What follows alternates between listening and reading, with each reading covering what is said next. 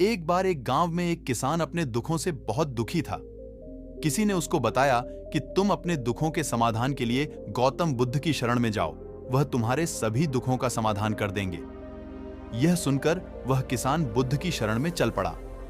वह गौतम बुद्ध के पास पहुंचा और कहा, हे महात्मा, मैं एक किसान हूं और मैं अपनी जीविका चलाने के लिए खेती करता हूं, लेकिन कई बार वर्षा पर्याप्त नहीं होती है और मेरी फसल बर्बाद हो जाती है। किसान ने आगे कहा, मैं विवाहित हूं, मेरी पत्नी मेरा ख्याल रखती है और मैं उससे प्रेम करता हूं, लेकिन कभी कभी वह मुझे परेशान करती है, जिससे मुझे लगता है कि मैं उससे उकता गया हूं और मुझे लगता है कि अगर वह मेरे जीवन में नहीं होती तो कितना अच्छा होता। गौतम बुद्ध उस किसान की बात शांतिपूर्वक सुनते रहे। किसान ने आगे कहना जारी रखा और बोला, मेरे बच्चे भी हैं, वो अच्छे हैं, लेकिन कभी कभी वो मेरी बात नहीं मानते और उस समय मुझे बहुत क्रोध आता है। लगता है वो मेरे बच्चे हैं ही नहीं। किसान ऐसी ही बातें बुद्ध से करता गया और उसने अपने सारे दुखों को एक एक करके बताया। गौतम बुद्ध ध्यानपूर्वक उस किसान की समस्याओं को सुनते गए। उन्होंने बीच में एक शब्द भी नहीं कहा। किसान अपनी समस्याएं बताता चला गया और आखिर में किसान के पास बताने को कोई भी समस्या नहीं बची। अपना मन हल्का हो जाने के बाद वह चुप हो गया और बुद्ध के जवाब की प्रतीक्षा करने लगा, लेकिन बुद्ध ने कुछ नहीं कहा। किसान अब और सब्र नहीं कर सकता था। वह आवाज ऊंची करते हुए बोला, क्या आप मेरी समस्याओं का समाधान नहीं करेंगे? मैं तुम्हारी कोई सहायता नहीं कर सकता, बुद्ध ने उत्तर दिया। किसान को अपने कानों पर यकीन नहीं हुआ। ये आप क्या कह रहे हैं? लोग तो बोलते हैं कि आप सभी के दुखों का निवारण कर देते हैं, तो क्या आप मेरे दुखों का निवारण नहीं करेंगे? बुद्ध ने कहा, सभी के जीवन में कठिनाइयां होती हैं। तुम्हारे जीवन में कोई नई कठिनाई नहीं है। ये कठिनाइयां तो सभी के जीवन में आती जाती हैं। कभी मनुष्य सुखी होता है तो कभी दुखी, कभी उसे पराये अपने लगते हैं और कभी उसे अपने लोग पराये लगने लगते हैं। ये जीवन चक्र है, इनसे कोई नहीं निकल सकता है। वास्तविकता में हमारा जीवन कठिनाइयों से भरा हुआ है। मेरा, तुम्हारा और सभी लोगों का जीवन समस्याओं से ग्रसित है। इसलिए मैं इन समस्याओं का समाधान नहीं कर सकता हूं। यदि तुम किसी एक समस्या का उपाय कर भी लो तो उसके स्थान पर एक नई समस्या खड़ी हो जाएगी। यही जीवन का अटल सत्य है। यह सुनकर किसान क्रोधित हो गया। बोला, सब लोग कहते हैं कि आप महात्मा हैं। मैं यहां एक आस लेकर आया था कि आप मेरी सहायता करेंगे।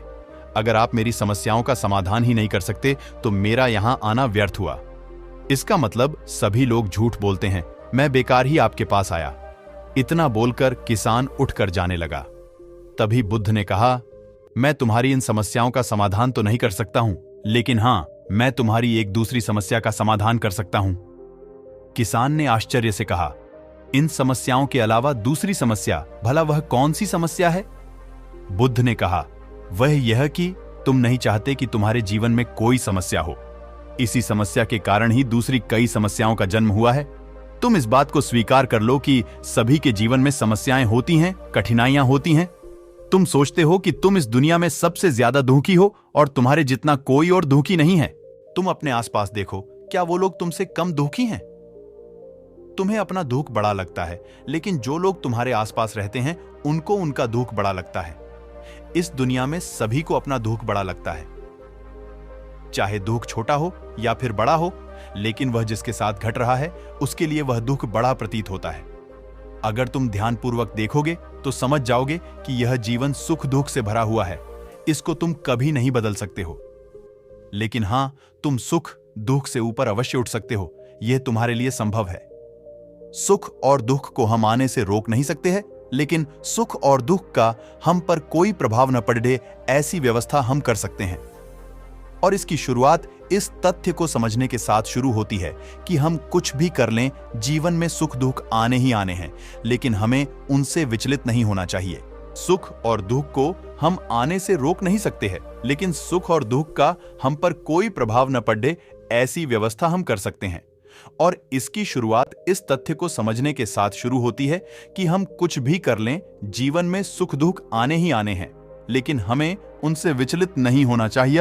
इसलिए आज से तुम यह चाहना छोड़ दो कि तुम्हारे जीवन में कोई समस्या ही ना आए, और तब तुम जीवन में आने वाले सुख दुख को स्वयं में समा सकोगे।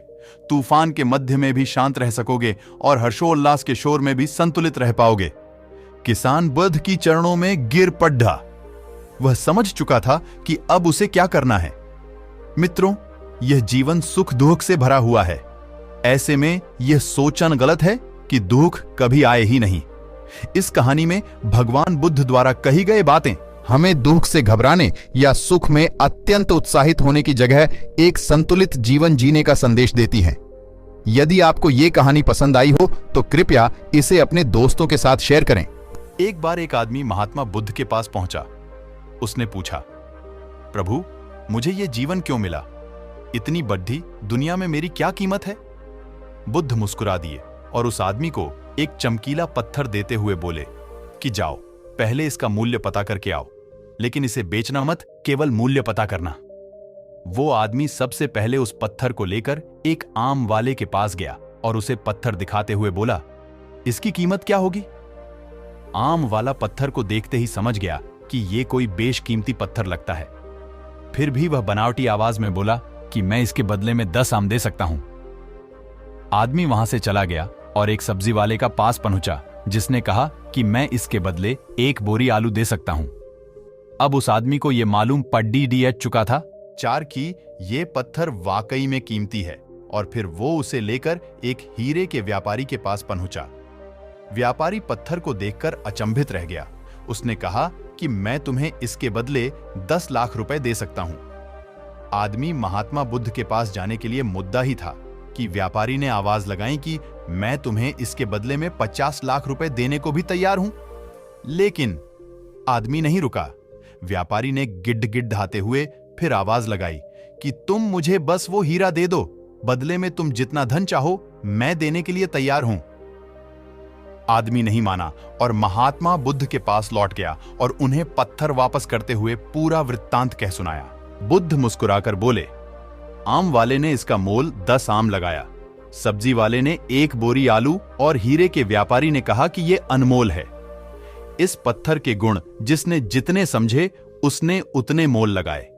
ऐसा ही ये जीवन है। हर आदमी एक हीरे के समान है। दुनिया उसके गुणों को जितना पहचान पाती है उतनी ही महत्ता देती है। लेकिन आदमी और हीरे में फर्क यह है कि हीरे को कोई दूसरा तराशता है और आदमी को अपने आप को खुद ही तराशना पड़ जाता है। तुम भी अपने भीतर के गुणों को तराशो, तुम्हें पहचानने वाला भी कोई ना कोई मिल ही जाएगा। दोस्तों, इस वीडियो में बस इतना ही। मिलते हैं अगले वीडियो में। अपना और अपना परिवार का ख्याल रखिएगा। धन्यवाद।